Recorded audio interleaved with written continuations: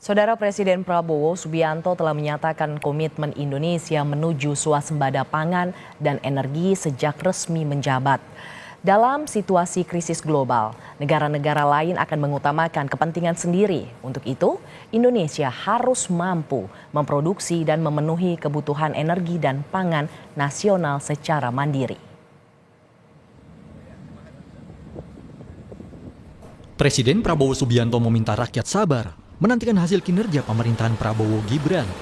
Ia menjanjikan rakyat akan merasakan hasil kebijakannya di bulan ke-5 hingga bulan ke-6 masa pemerintahan. Target swasembada pangan pun bisa dicapai dalam waktu kurang dari 4 tahun. Prabowo juga mengungkap rencana investasi besar di tahun ini. Swasembada pangan kita rencanakan 4 tahun. Ternyata kita akan kaget jauh sebelum 4 tahun kita sudah swasembada pangan.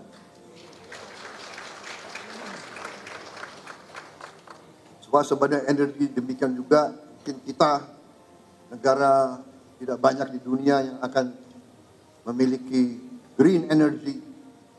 Kita akan memiliki energi terbarukan yang utuh dan yang substansial. Di bidang lain saya kira semuanya bagus, baik. Kita akan investasi besar-besaran tahun ini.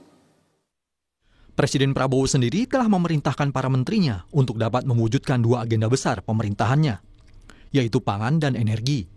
Untuk jangka pendek, biodiesel menggunakan campuran sawit akan terus ditingkatkan dari biodiesel 30% atau B30 menjadi B40 agar impor BBM Indonesia dapat ditekan.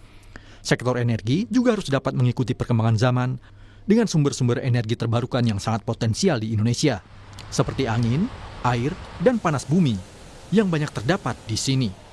15-16% itu memakai energi baru terbarukan. Target perencanaan kita sebenarnya 2025 itu sudah harus mencapai 23%. Artinya kita masih defisit kurang lebih sekitar 8.000 megawatt. Dari total 3,2 gigawatt tersebut, 89% itu adalah energi bersih. Ini adalah gabungan antara gas, kemudian energi baru terbarukan. Kenapa ini kita lakukan secara terus-menerus?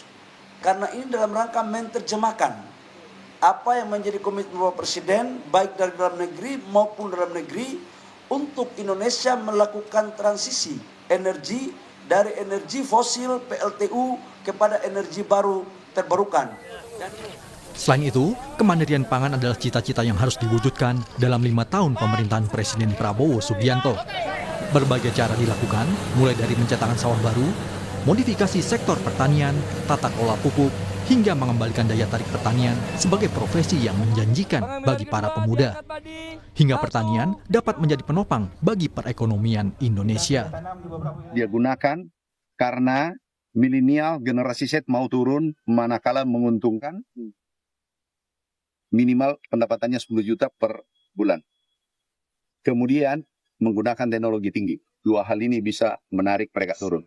Tanpa 2 hal ini, itu tidak mungkin mau turun ke lapangan. Ini contoh, dulu panen itu pakai sabit.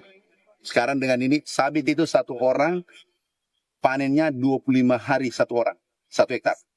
Dengan ini 2 jam. Pasti milenial menarik dan kita hibahkan. Dengan tercapainya swasembada pangan dan kemandirian energi, Indonesia dapat menyelesaikan masalah lainnya. Hingga akhirnya rakyat dapat lebih sejahtera dan Indonesia menjadi negara maju dengan segala sumber dayanya. Tim Liputan, Kompas TV.